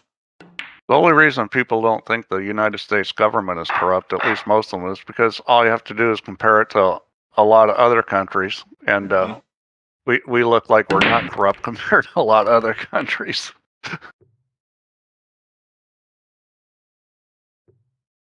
So, what's that? Fast Eddie ball in the break, I think. I heard something go. Yeah, and this could be jumped. It's only the edge of the 6 ball, and Eddie jumps well, so I'm expecting him to take a crack at this. The only problem is, what are you going to get for a shot on the 2 ball? Well, he's played that well. Of course, as you said, he was never going to get good in the 2. Yeah, but this is where you play safe. Welcome to Rotor Monkey. Rotor Monkey. Well, of course the politicians are corrupt.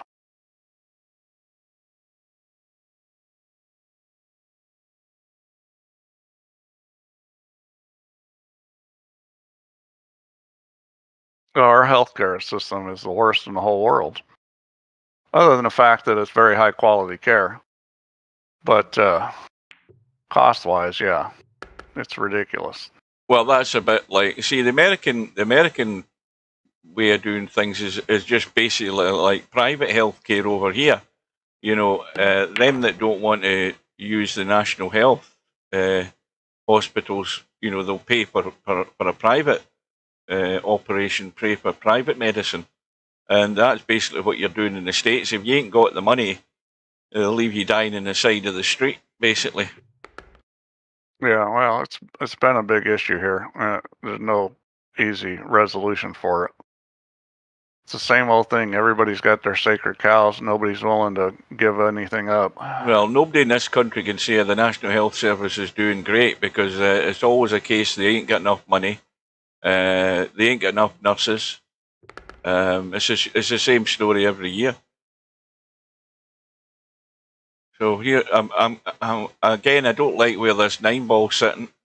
You know, he's on the rail, not quite on the rail with the 9-ball, but he's going to have to move the cue ball, and he doesn't want to be dead straight, and that'll do it.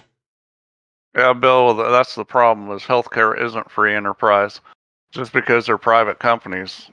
The biggest problem with healthcare, or, well, I don't know if it's the biggest, but one of the big problems here is that the healthcare companies are willing to pay for anything. And as soon as they do that, it's no longer it's no longer a free market, because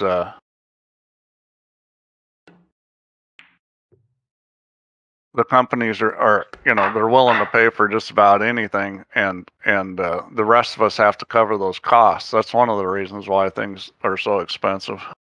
So Eddie gets his third rack on the board. Spectredawn comes up. Oh no, he's got a ball this time. Well, Hairpig, that's true, but you know, it's complicated because it's the whole way down the chain. The health insurance companies, the pharmaceutical companies, the law, just the way everything's done. It's not any one thing. The legal, the lawsuits, the insurance, the malpractice insurance. It's like everything has problems. That's why it's so hard to fix. It's not one thing. Maisie Dizzle, who is a player that I invited to our team, he's having exactly the same problem as you. When you got the message through with the link to take you to the league page, what did you do next time to actually sign up? Was there a button that said sign up, or was there a button that said, I don't know, Steve should know. Because Maisie Dizzle, I've sent him a message back to look on the league page. Well, I've had no response from him. I thought when you clicked on it, it would bring up the pop-up. If it doesn't, right. You have to click on the team manager. Right, well, that's correct. That's what Tam's just said. So if anybody sees Maisie Dizzle, and I haven't seen him at all, somebody tell him that, please. Yeah, I'll have to take a look at that, because it was supposed to bring up a pop-up that says accept or decline when you click on that link. Yeah, it used to work, but I guess maybe it doesn't anymore. So when you click on the team manager, it says accept, decline. Right, that's fine. So that's when the pop-up comes up. It doesn't pop up when you go to the page. It pops up. There's nothing to tell you to click the team manager. That's what it is. Yeah, so that needs to be changed to make it numpty-proof, so that new players can go there and it's self-explanatory. And at the moment, it's not self-explanatory. Well, this is an interesting shot. So this kind of kick safety, what you're trying to do is kick the 3 past the 6 and let the cue ball go right over there behind the 6. Yeah, and this is actually. You don't want to slam this. The way it's sitting, this is not a difficult shot. You just got to make sure you have enough legs to get the cue ball to a rail, and if it's soft enough, you're going to finish behind the 6 and 5. A bit like that. Yeah. That was well played. And that's unlucky, though. Watch out. That's unlucky. Yeah, I mean, that's always... you had the right idea. That's always an issue. I mean, that was a good kick. He hit it pretty good speed. Just, if you hit it easier than that, you risk not having a rail. And if you hit it harder than that, then it's hard to control the cue ball. Oh, that's what I meant to tell you guys. Remember I said I got the renewal through my car insurance. It was £175 more expensive than what it was last year. It went to £416. So I got online and I started checking around, and to cut a long story short, I got the insurance for what was it? Was it £108 or something? Maybe the odd pence. I got it £108 cheaper. All the insurance and all the websites has all gone up over here because they're all in it together. But I got it £100 cheaper than what they offered me in the renewal. You got no clue what high insurance is like. I was on the Obamacare, the Affordable Care Act. I was paying $9,600 a year in premiums with a $8,400 deductible.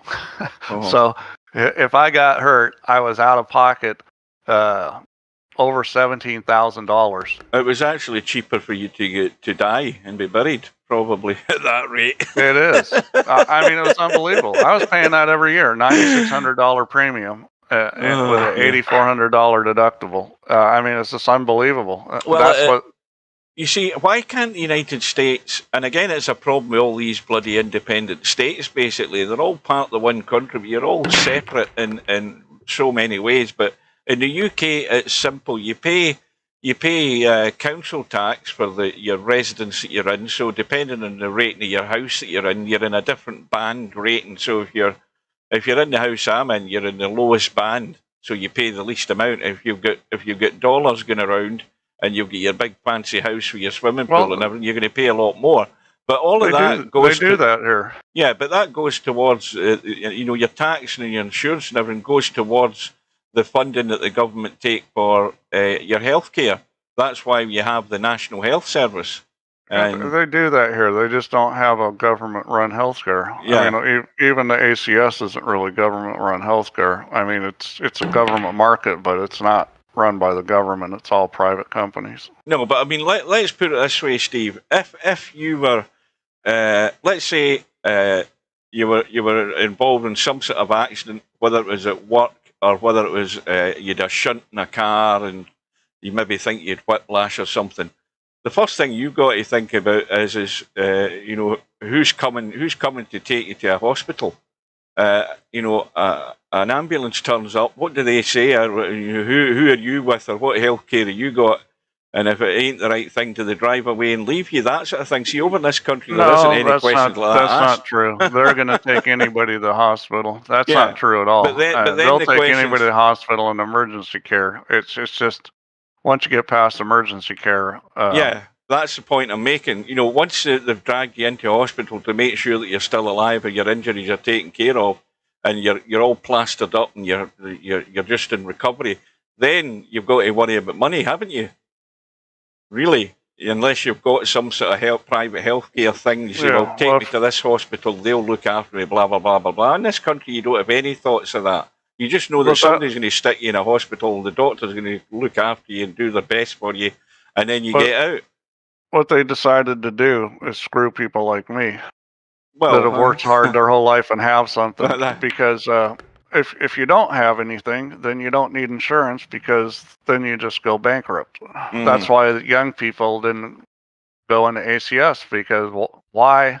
Even though it was cheap for young people, why go in there? I don't have anything.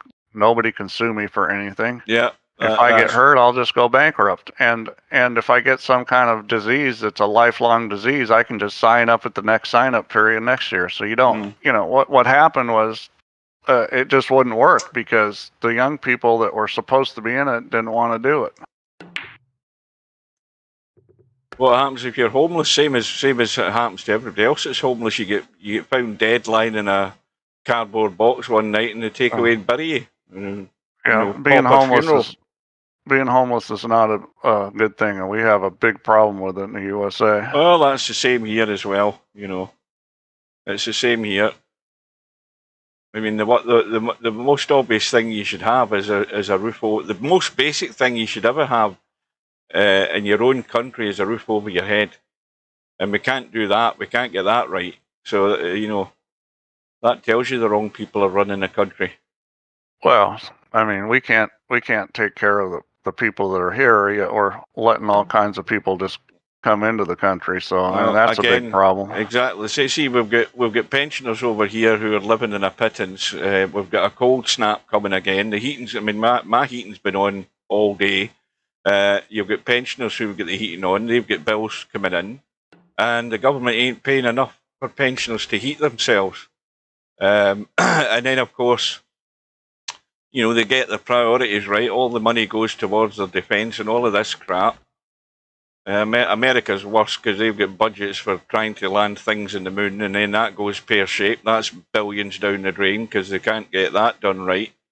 Well, You've got all sorts of wastage. You can't spend all the money on people, but well, you can certainly spend a lot more. No doubt about that. And get things right. I think you should always get your own backyard tidied first before you start worrying about other countries. And we can't do that. The United States and the UK are just as bad as far as that goes. Butt munchers. Oh, there he is. Semi-pros here. Now, what kind of intro can I have for semi-pro? Let me have a look. See if we can get something that'll annoy him. And annoy Steve at the same time. Anything but the crickets. Semi-pros arrived. Hang on. This match is taking a long time. These guys aren't playing that fast. Yeah, I'm just wishing it was over, you know, to be honest with you, because this is a disappointment.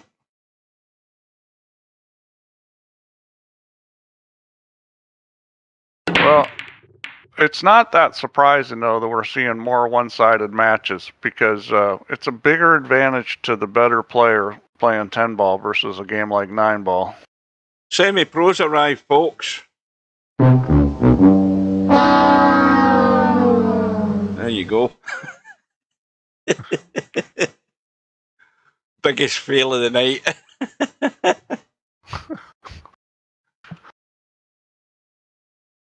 Yeah, semi-pros come on to rant, Steve. I forgot to actually brief you before he arrived here. I'll fill you in. He sent a message to me on WhatsApp. My phone wasn't switched on at the time, but he said that the VP server was going funny. There was nothing wrong with it when I was in. The first thing you got to do anytime you think there's a problem is see if other people are having problems, because it was all in Semi's head. Most of the time, the problem is local or regional. I mean, it's a simple thing. If you're over there in the UK, just ask people in the US if they're having problems. We played a game at Cowboy Doubles. Everything was fine. Nobody was in any issues. It was all in Semi's head. He's even sending me videos showing me something that I couldn't see what was wrong. So, Spectredawn 3 racks away from completing the bloodbath. Fast Eddie looking to put Spectredawn in trouble, trying to nail him behind the 8-ball. Yeah, I mean, this sort of strategy is good for irritating people. I mean, because that rack was certainly, you could run out. But, you know, if you're going to do that, then the next thing you do if you get ball in hand here is you try to lock them up again, 3-foul them. There was multiple people having disconnects. The game paused on a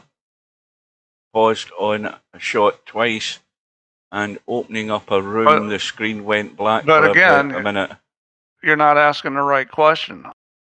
The right question is it multiple people all in the UK, or is it people in the US too? I mean, I know Paul said he was having problems. If everybody's having problems, then there's probably something going on, either with the server or with the data center connection. So you should be able to look at a log that tells you. Well, sort of any... if the server was having problems, then it would still be having problems. I mean, the server isn't going to fix itself. It rarely. So it's more of an issue that would fix itself would be the ISP for the data center, which, you know, this data center's had a lot more problems than the ones I've been at, but still they've been fairly few and far between. They've had some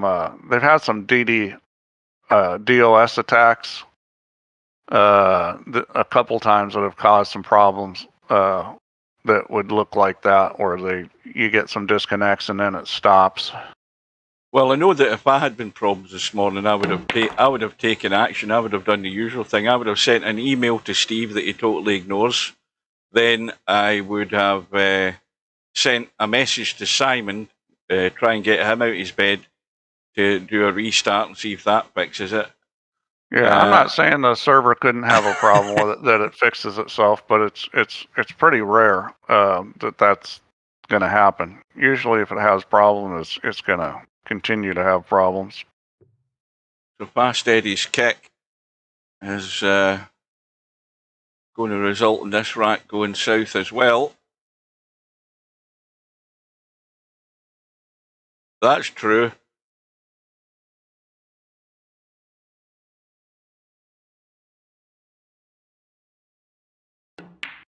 Well, I think if the server restarted, because if that happened, that could be a problem.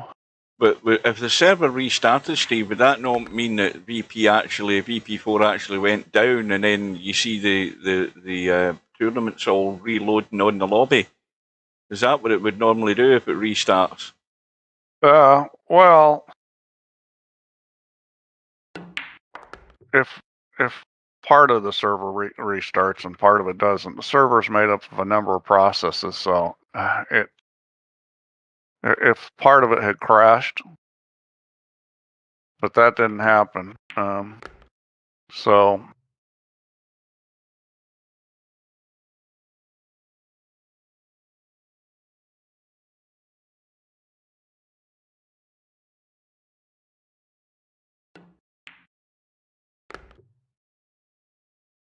yeah, I don't see any evidence of anything that happened with the server this morning. Well, Eddie's got to think that when he gets to the one loss side, that things won't be quite as bad as what they've been tonight. So it's probably either regional, or it's possible the data center had some issue with DDoS or some network issue. So 2 racks to go.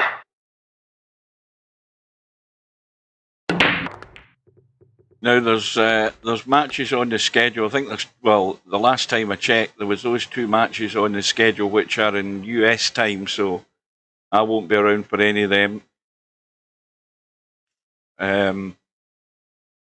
So if I know Spud Boy's one of them, one of the matches. I can't remember what the other one is, but is it maybe Acero? I think Acero's maybe involved in one of them also, because again he's in the. Is it you and Acero, Larry? I think I'm right in thinking that, isn't it? Midnight or something, my time, something like that.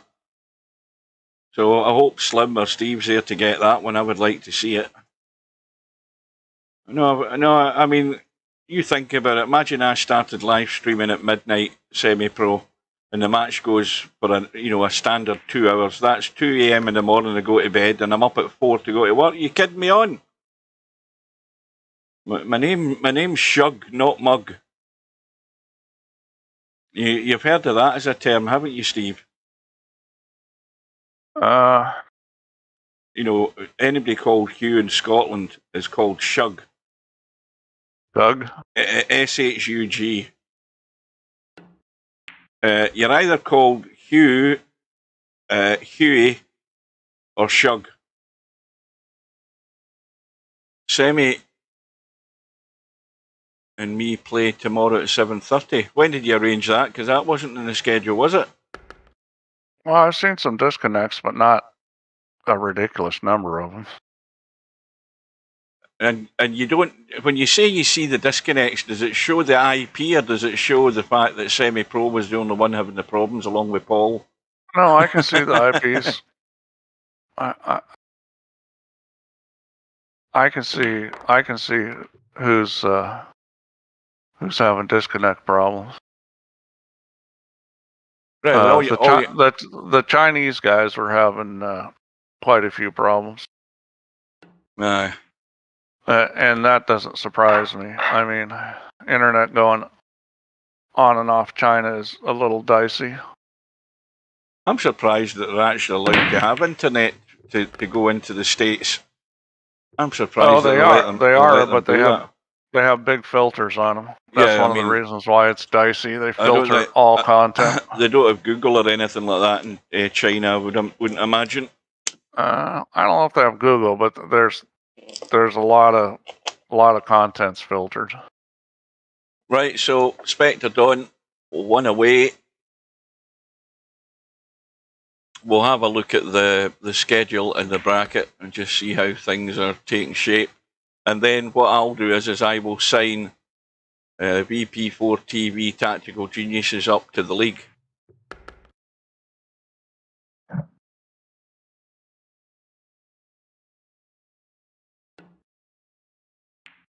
Right, so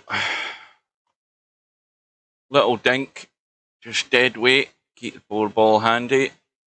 And I sent Chimpy an invite, he hasn't accepted. No, he's probably busy playing in a tournament or something.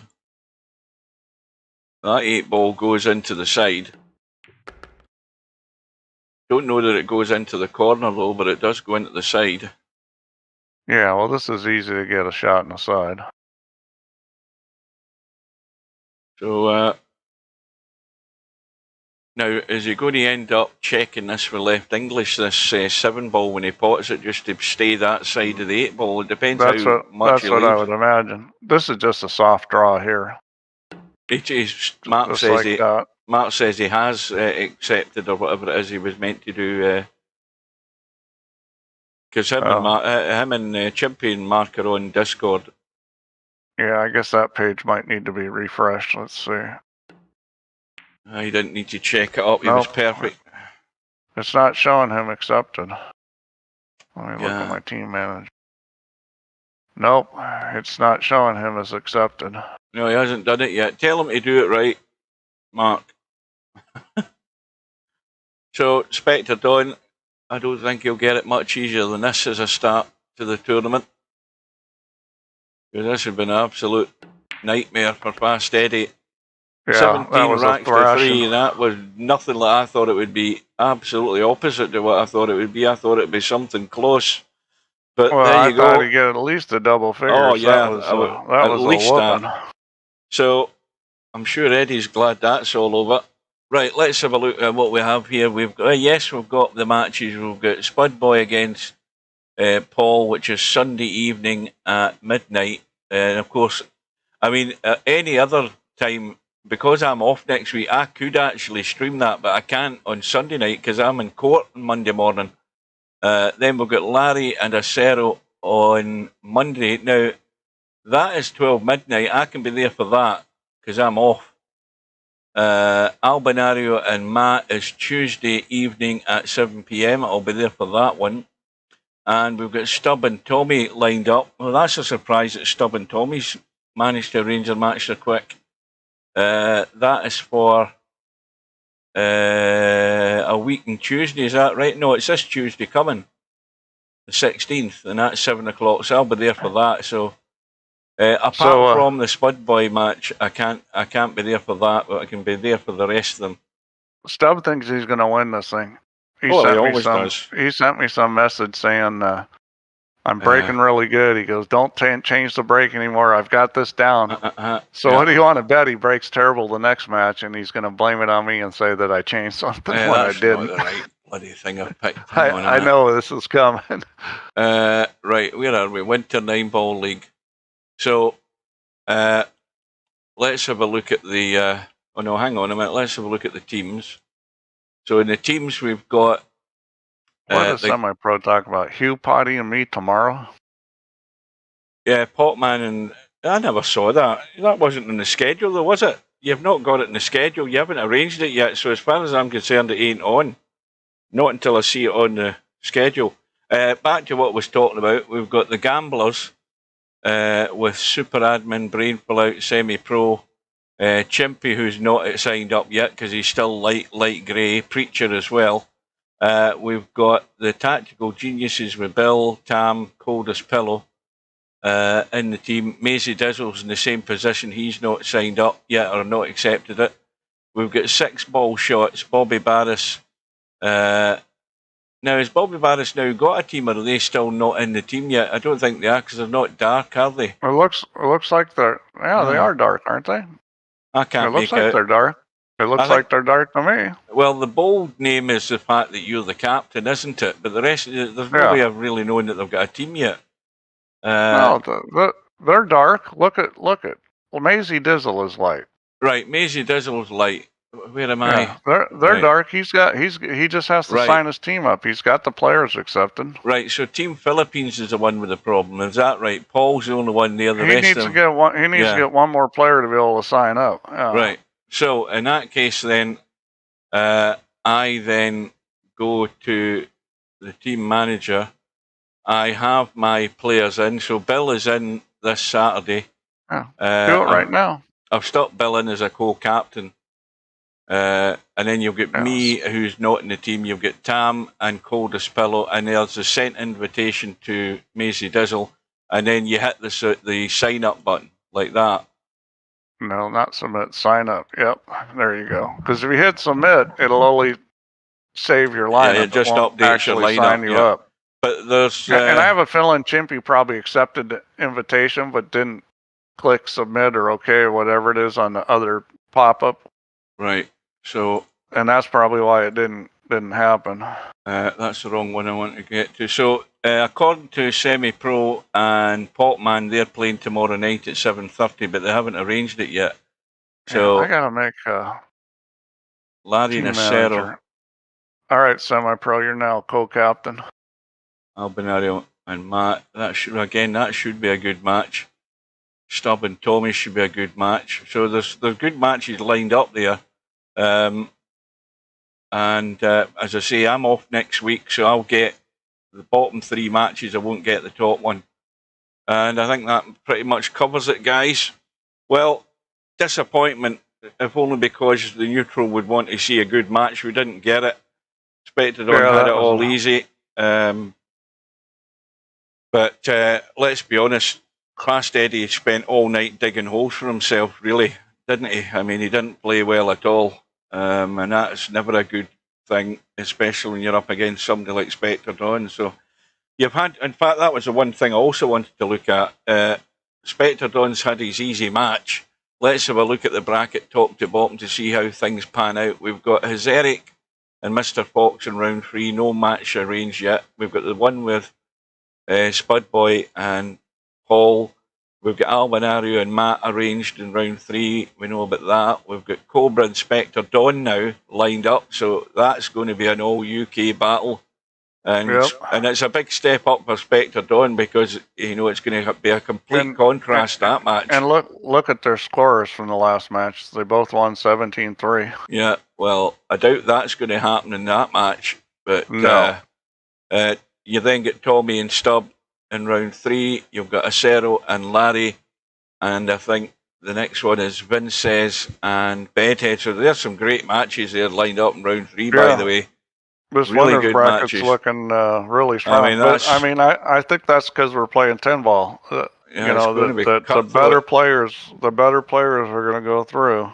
Ravi and Interchange X are still to set up. So the deadline for those matches is at the January the 22nd, so that's still a way away. So it might be a little while before these guys get organised. But what we have got organised is enough fair to be worth watching. So I hope you can join us. If you can't, remember some of these matches are going to be late at night UK time, but it will be on my YouTube channel. It will be on the playlist that's available there for this tournament as well. So I'm off for a coffee. I'm going to catch a bit of the snooker before I get to bed because it's work tomorrow, last day on Saturday. Thanks to Steve for joining us, and I hope you can join us again. Take care, and we will see you again soon. Yep. Good night, guys. Good night. Good night, ladies.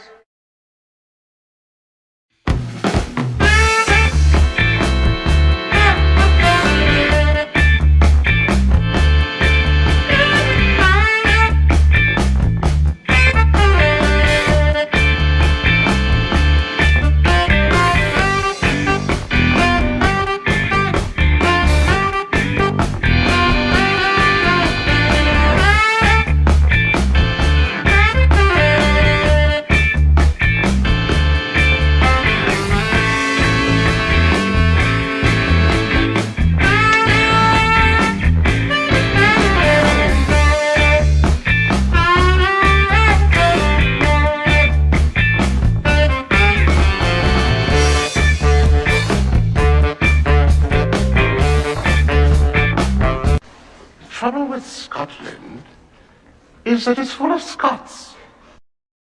Hasta la vista, baby.